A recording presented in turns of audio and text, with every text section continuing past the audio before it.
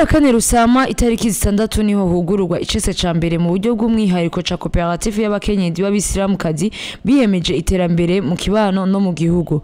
Bakaba bayise Foire d'Eid el-Fitr, ikaba iri kibera mu kigo ndangakaranga aho benshi bita Palais des Arts. Ivyo birori bikaba vyatewe iteka n'uwaserukiye ubushikiranganje bwo gufatana mu nda, uwaserukiye uburongozi bukuru bw'ibanki Interbank n'umukuru w'ishirahamwe ry'abakenyezi b'abisilamukazi mu Burundi. Ibirori vyatangujwe n'igisabisho hamwe n'ijambo ry'urongoye iyo koperative y'abisilamukazi.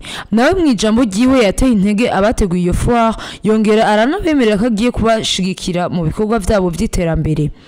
Ishirahamwe Afemobu ndongoye, intumbero twihaye akaba ari uguterera no gushigikira abakenyezi b'abasilamu mu kwiteza imbere mu buryo burama, mu bijanye no kwemera kwabo, mu mibano, tutibagiye mu butunzi. Uwaserukiye ubushikiranganje bwo gufatana mu nda nawe yagize ico bivugako. Ibyo bitwereka ko abakenyezi b'abayisilamu mu Burundi batasigaye inyuma mu kwitaba akamo kanini icubahiro umukuru w'igihugu cyacu cy'u Burundi Evariste Ndayishimiye ko kwijukira amakoperative yo kwiteza imbere. Abakera barayamaze bavuga bati umutwe umwe wifasha gusara ntiwifasha gusaba, kandi ngo ubugirigiri bugira babiri.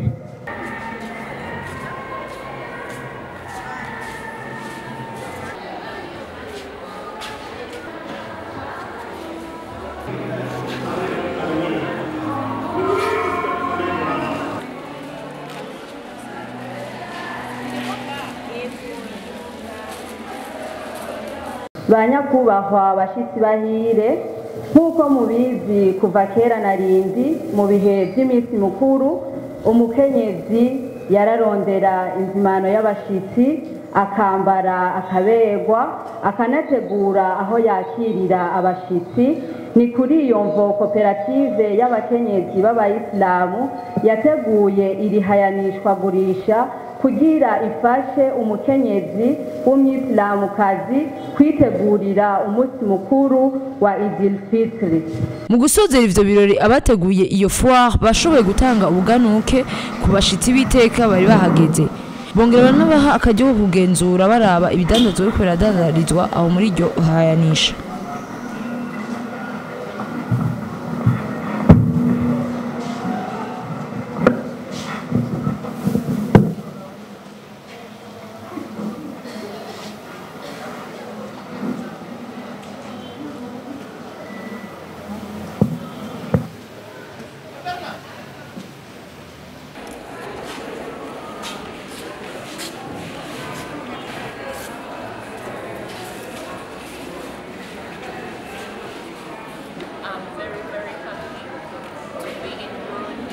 I'm very happy to work with the Muslim.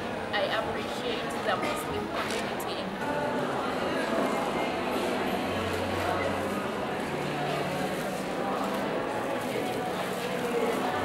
Umwe mu badandaza twashoboye kuba twavugana nawe yagize ico bivuga ko avuga akamaro k'ico iyo koperative yoba imumariye.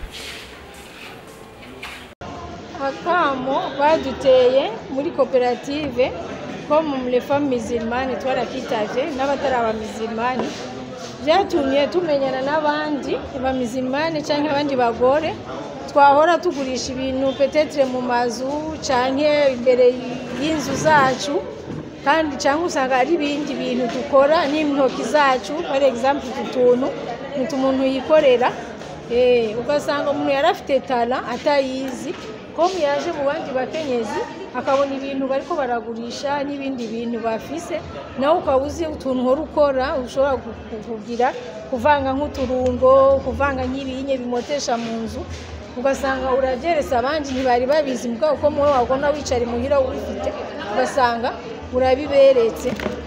Bitumye nawe we ukora mu bandi ubunguka, ukungirwa umuryango, ugateza imbere n'abandi bagore, nawe ukiteza imbere kuyo tala wari ufite utarubizi wicaranye mu nzu.